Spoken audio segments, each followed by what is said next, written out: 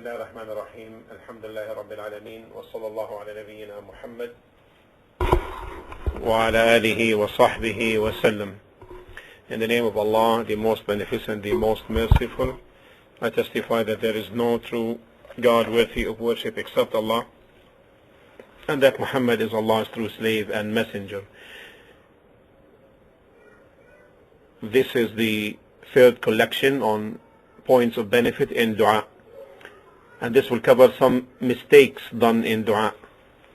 Some mistakes done in dua. First,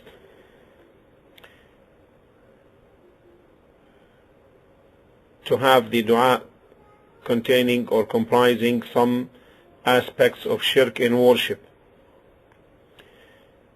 like invoking other than Allah, then this is a major shirk. Or involving some kind of invocations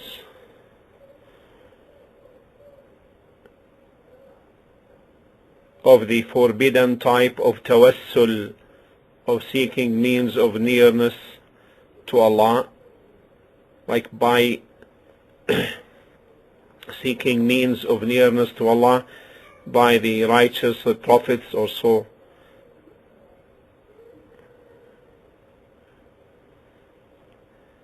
The third is to hope for death. Some people, if they are touched by a calamity, they hope for death. Rather, the correct thing for them to say is, Allahumma ahyini in kanat al-hayatu khayran li wa tawaffani ma kanat al-wafatu khayran li. O Allah, make me live if my living is good for me, and take me in death if that is good for me. And this is reported in Sahih Muslim. The fourth mistake is the invocation dua to hasten the punishment, like for the person to say, Allahumma ajjil uqubati fi dunya li'adkhul al-jannah yawm al-qiyamah wa aslam min adhab al-nar. O Allah, hasten the punishment upon me in this life, so that I may be admitted to paradise on the day of resurrection and be saved from hell.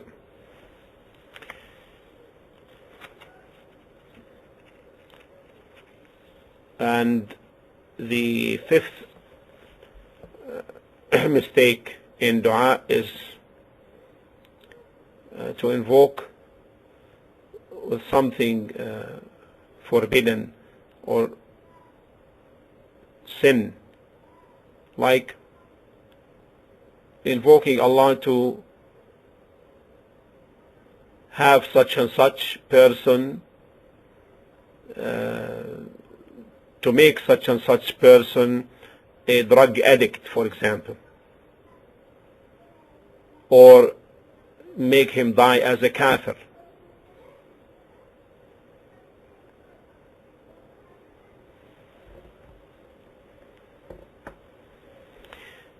The sixth mistake is invocation involving severing ties of kinship. Invocation involving severing ties of kinship, like for example saying, O Allah,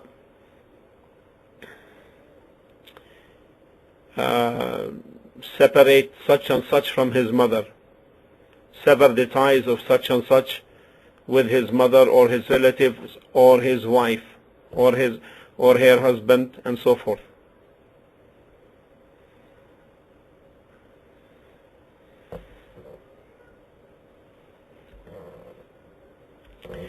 Seventh, making dua as a way of experimentation, testing Allah Azza wa Jal, like saying, I will try and see if Allah will respond to me or not.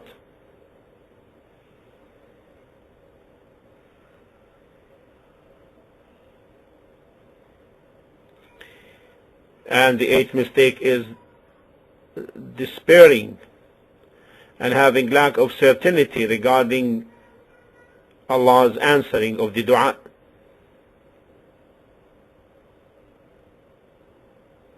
You see some people, if they suffer from a serious disease where he or she may think that they will not be cured, you find them abandoning dua because of despair and lack of certainty that Allah subhanahu wa ta'ala is able to change the situation.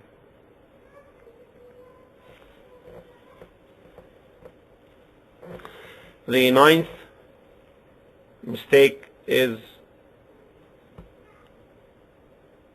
excessiveness in raising the voice while making dua.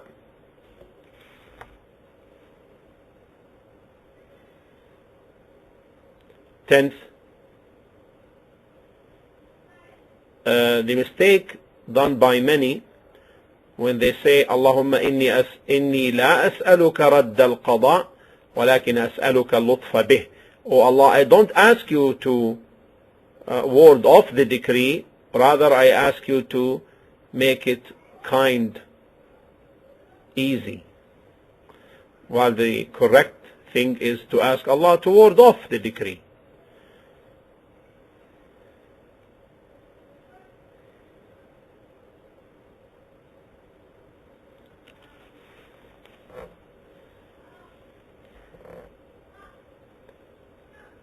The 11th mistake is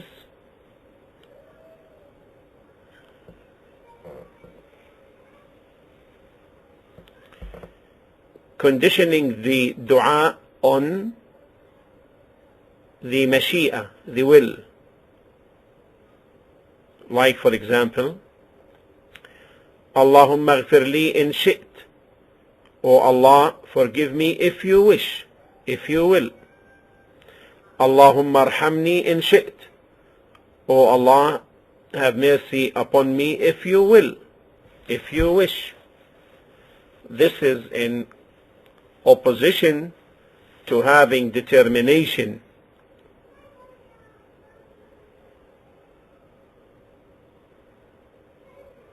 And it's also an indication of lack of interest.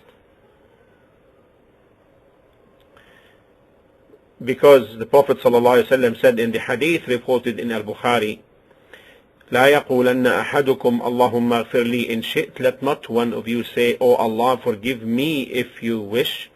وَلْيَعْزِمِ الْمَسْأَلَةِ. And let him be decisive concerning his request.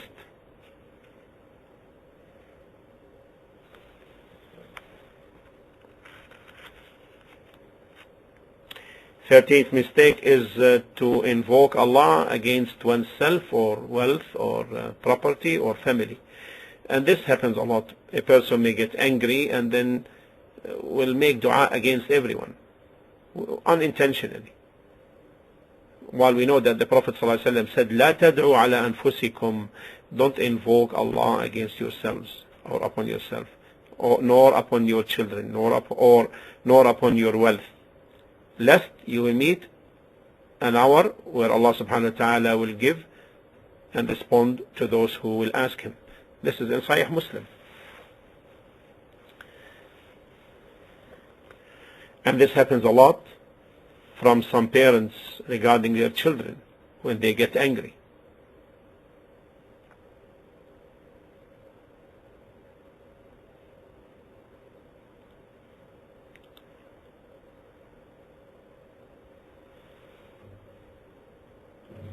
نعم. والحمد لله رب العالمين وصلى الله على نبينا محمد وعلى آله وصحبه وسلم.